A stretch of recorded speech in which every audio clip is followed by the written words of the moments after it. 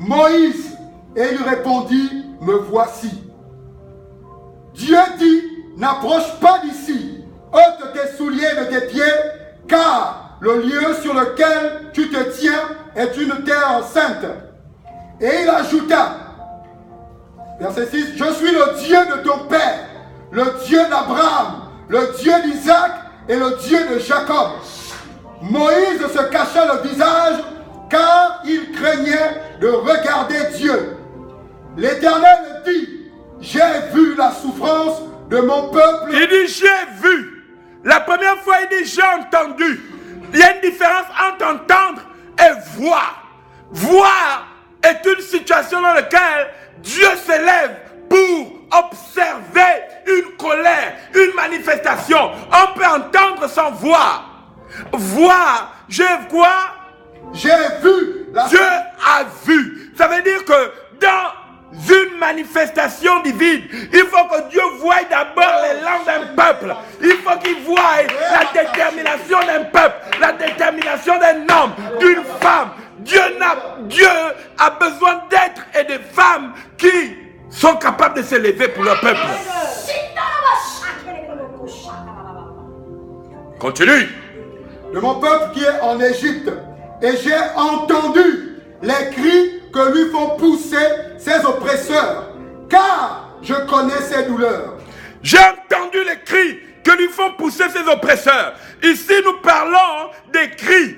Écoute, il y a une situation, il y a une circonstance dans laquelle un esprit méchant est rentré pour t'amener à pousser des cris. Mais ce ne sont pas des cris de célébration, ce sont des cris de souffrance. C'est-à-dire une souffrance veut dire sortir une énergie vitale pour être en contact avec une énergie de nuisance. C'est-à-dire qu'aujourd'hui, il y a un état dans lequel l'esprit de la souffrance vient établir ou se loger dans le corps de quelqu'un pour amener cette personne à être vulnérable. Et chaque fois, pour ceux qui viennent du Gabon, nous savons que ceux qui n'ont pas baigné dans le système, on les appelle les enfants des Matiti, les enfants des Mapan. Ça veut dire quoi? Ça veut dire qu'ils ont été bannis de la solvabilité. Ils ont été bannis de la dignité. Ils ont été bannis. Et Dieu veut susciter au milieu d'eux un fils qui est né, alléluia, auprès de Pharaon pour les délivrer. Et c'est pourquoi ce soir, il faudrait que vous sachiez que dans les luttes des nations, il y a toujours le pouvoir divin qui intervient. Il faut que Dieu écoute les cris. Il faut que les hommes s'élèvent pour parler contre les formes d'injustice. Alléluia. Oui. Je suis descendu pour le délivrer de la main des Égyptiens et pour le faire monter de ce pays dans un beau et vaste pays, dans un pays où coule le lait et le miel, dans les lieux qu'habitent les Cananéens, les Essiens, les Amoréens, les Phérésiens, les Éviens et les Jébusiens. Dieu, le temps de Dieu n'est pas un temps de galère. Quand Dieu s'élève, c'est toujours pour t'amener là où coule le lait et le miel. Alléluia. Et je vais vous dire une chose. Et nous allons partir directement dans le livre de 1 Samuel, au chapitre 17.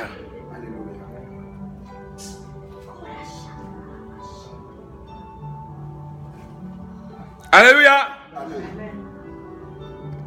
Verset 31.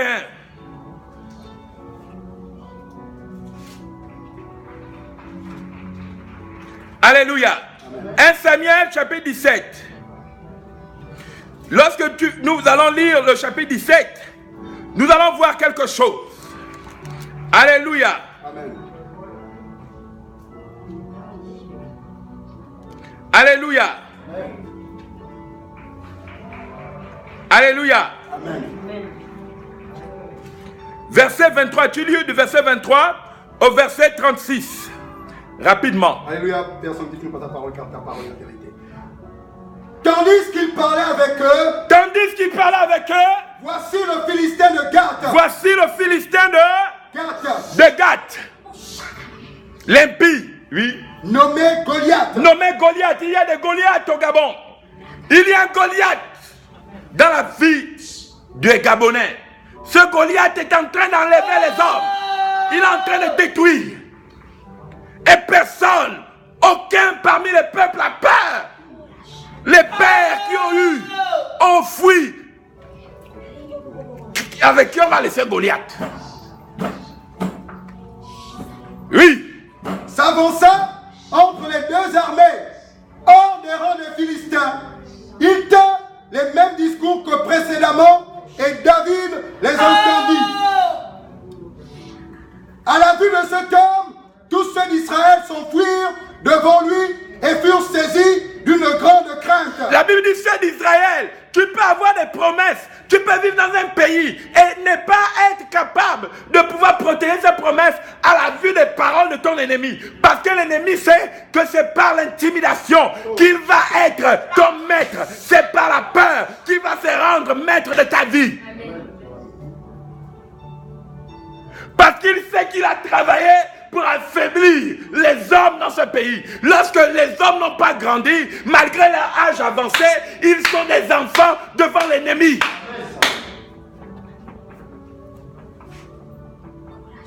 Oui. Chacun disait, avez-vous vu s'avancer cet homme? C'est pour jeter à Israël un défi qu'il s'est avancé. Si quelqu'un le tue, le roi le comblera de richesses. Il lui donnera sa fille et il affranchira la maison de son père en Israël. Verset 26. David dit aux hommes qui se trouvaient près de lui, que fera-t-on à celui qui tuera ce Philistin? Il y a une chose, que lorsque Dieu suscite un homme, il a fait la promesse à Moïse, que je t'amènerai dans le pays où coule le lait et le miel. Lorsque tu commences à faire les guerres de Dieu, Dieu ne te laisse jamais à terre, comme dit les Gabonais au Balango. Dieu ne te laisse jamais, alléluia, à l'abandon. Dieu s'élèvera pour dresser. Parce que lorsque tu t'élèves avec Dieu, c'est que Dieu a un projet de bonheur pour quelqu'un. Quelqu'un ne peut pas parler de Dieu pour venir faire, alléluia, juste, alléluia, du match vu. Là, ce n'est plus des paroles des simples hommes. Nous devons nous confronter à un esprit méchant. Alléluia. Oui. Et qui ôtera l'opprobre de dessus d'Israël? Dieu cherche un homme qui va ôter l'opprobre, qui va ôter la peur. Dieu cherche parmi le peuple. Tout le monde est apeureux. Personne ne veut, malgré même les décisions du roi, malgré les privilèges que le roi dit, qui va la confronter. Oh, fais attention, t'appelles, attention. Tout le monde a peur.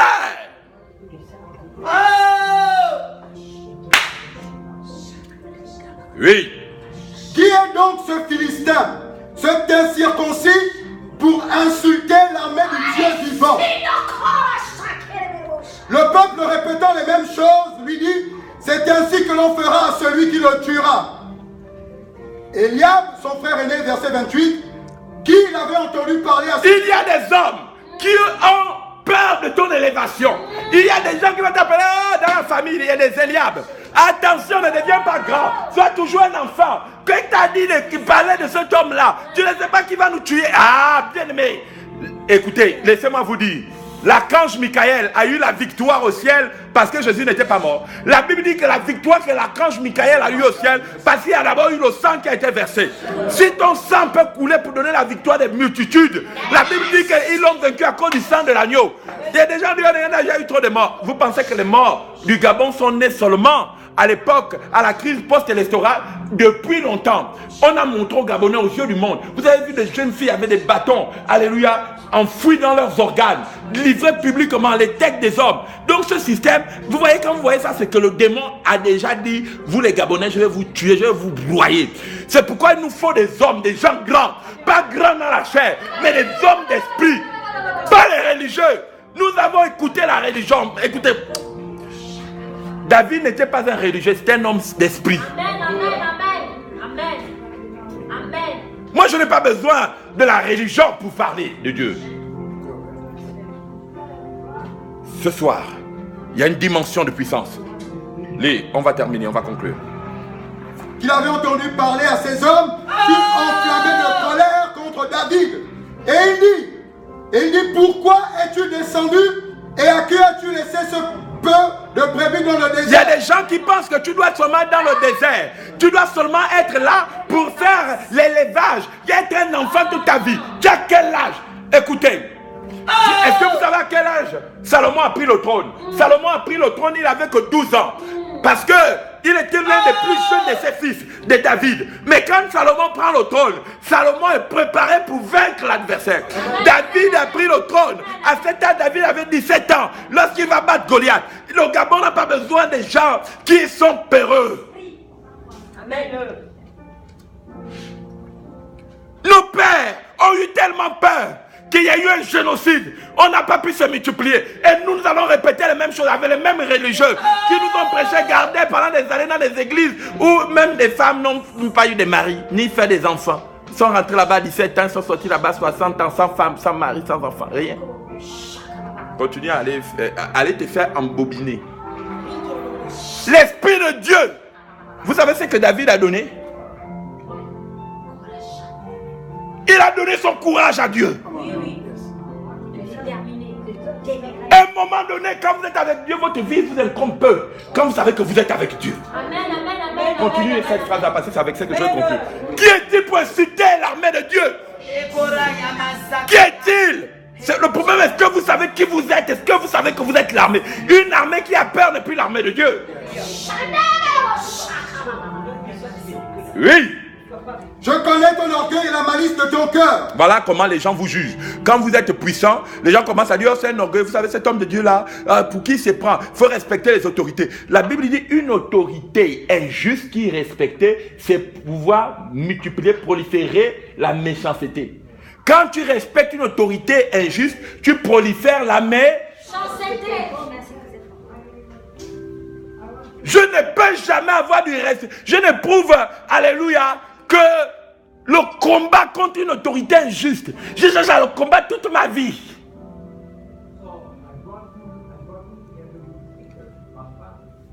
Amen.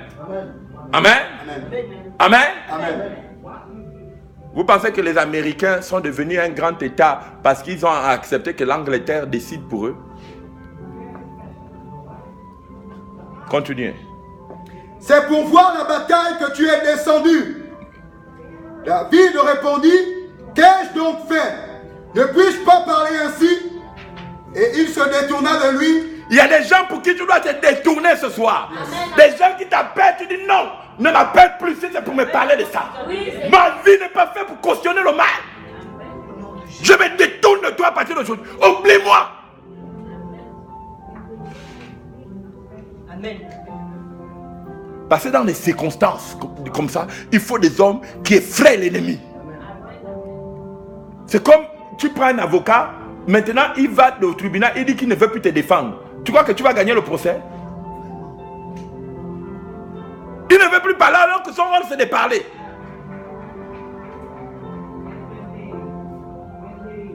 Oui.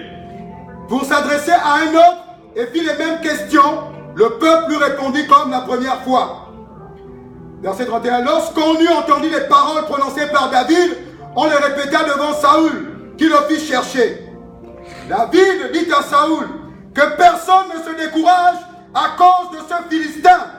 Ton serviteur, que personne ne se décourage à cause de ce Philistin. À cause de ce Philistin. Ce boa. Que personne ne se décourage à cause de ce boa.